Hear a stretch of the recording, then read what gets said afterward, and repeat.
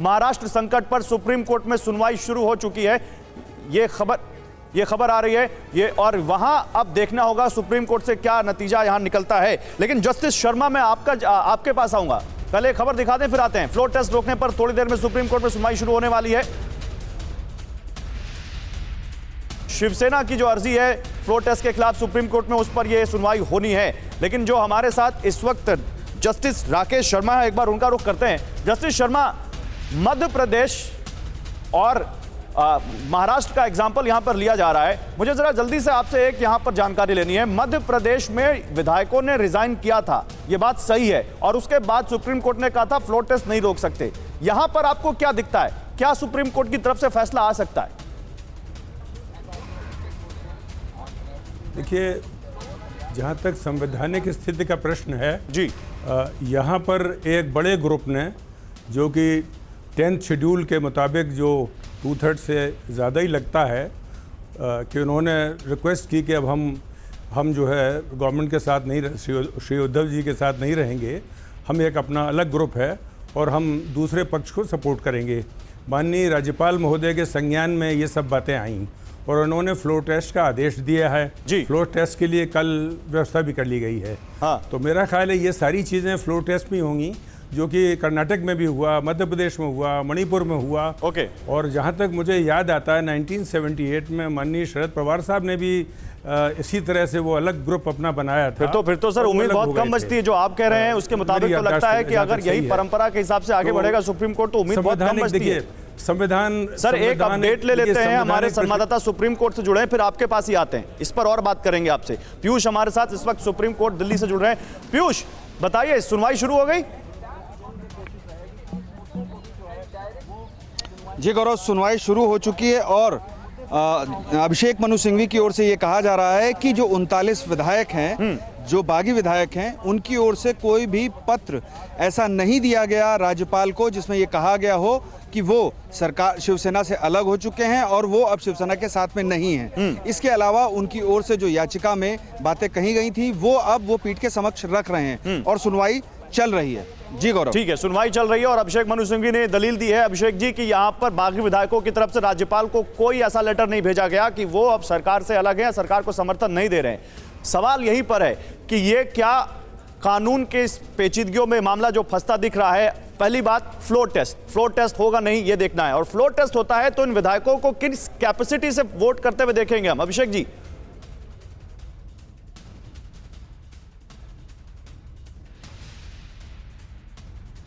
अभिषेक जी, आप तक आवाज आ रही है? नहीं आ रही। जस्टिस शर्मा, आप इस सवाल का जवाब देना चाहेंगे? देखिए, अभी तो मामला माननीय सुप्रीम कोर्ट के समक्ष है और वो एक पार्टी द्वारा ये बात उठाई गई है। संभावना है कि दूसरी पार्टी इसका जवाब देगी, इसका उत्तर देगी। और अभी हम लोग किसी ज्योतिषी की तरह यहाँ नहीं बैठे हुए हैं। माननीय उच्चतम न्यायालय के समक्ष इनका पक्ष सुना, श्री सिंघवी साहब का पक्ष सुना गया और दूसरी पार्टी भी अपना पक्ष रखेगी और उसके बाद उनको निर्णय लेना है। जहाँ तक मेरी जानकारी है कि 9 जजेस बेंच, जो बोम्मई साहब का केस था, जैसे वो मिस्टर बोम्मई केस था, 5 जजेस रामेश्वर प्रसाद का केस था, और उसके बाद भी कई हाई कोर्ट्स के जजमेंट हैं और भी विधिक व्यवस्था तो यही है कि ये सब कार्य फ्लोर पे ही होता है। हाउस के फ्लोर पे ही टेस्ट होना चाहिए, कौन मेजोरिटी में है कौन नहीं। क्योंकि हम लोग एग्जीक्यूटिव को ये मालूम होना चाहिए कि लेजिस्लेचर, अब उसका जो लेजिस्लेचर है या जो जनता के प्रतिनिधि हैं, क्या वो सही हैं, वो उसको प्रभावित कर सकते हैं, उसके आदेश या पॉलिसी है वो किस तरह से वो। अच्छा, एक टेक्निकल पॉइंट, क्योंकि अभिषेक मनु सिंघवी जो कि शिवसेना के वकील है, उनकी तरफ से बोला गया है, तो वो बता देता हूं, फिर उसके बाद सर आप लोगों के पास आता हूं। अभिषेक मनु सिंघवी ने सुप्रीम कोर्ट में दलील दी है कि फ्लोर टेस्ट की चिट्ठी में लिखा कि विपक्षी नेता से मुलाकात। बड़ी खबर जो इस वक्त आ रही है, देखिए सुप्रीम कोर्ट में अभिषेक मनु सिंघवी ने क्या दलील दी है, ये हम आपको दिखाते हैं, क्योंकि सुनवाई शुरू हो चुकी है। फ्लोर टेस्ट की चिट्ठी में लिखा विपक्षी नेता से मुलाकात, राज्यपाल की ओर कोट करते हुए कह रहे हैं, विपक्षी नेता ने कल राज्यपाल से मुलाकात की। देवेंद्र फडणवीस ने कल रात राज्यपाल से मुलाकात की थी, उस बात का रेफरेंस देते हुए यहां पर अभिषेक मनु सिंघवी, आज हमें फ्लोर टेस्ट की जानकारी मिली है, ये कहा है सिंघवी ने। वो कह रहे हैं समय बहुत कम है, हम इस मामले में राज्यपाल ने तेजी से काम किया, सिंघवी ने यह दलील दी है यहां पर, और वो ये कहते हुए कि विपक्षी नेताओं ने अभी तक राज्यपाल को ये नहीं कहा कि वो अपना समर्थन वापस लेते हैं इस सरकार से। अभिषेक जी, सवाल यहां पर यह है, ये जो विधायक हैं, क्योंकि इनके ऊपर पहले से एक नोटिस फ्लोट किया हुआ है डिप्टी स्पीकर ने, जिसको इन्होंने सुप्रीम कोर्ट में चैलेंज किया हुआ है और सुप्रीम कोर्ट ने उसका जवाब देने का समय बढ़ाया हुआ है, तो क्या वो भी इस मामले में इंपैक्ट डाल सकता है कुछ फ्लोर टेस्ट को लेकर? जी, दोनों अलग अलग मामले हैं। हाँ, इस चीज को समझना होगा कि एंटी डिफेक्शन लॉ के अंतर्गत जो कार्रवाई होनी है, that is a long drawn process. In the meanwhile, if the government is not in majority, the floor test has to be done. नहीं तो उसमें फिर इस मामले से कोई लेना देना नहीं। आप ये कह रहे हैं कि अगर सुप्रीम कोर्ट यह आदेश दे सकता है कि फ्लोर टेस्ट हो, हम उसको नहीं रोकेंगे।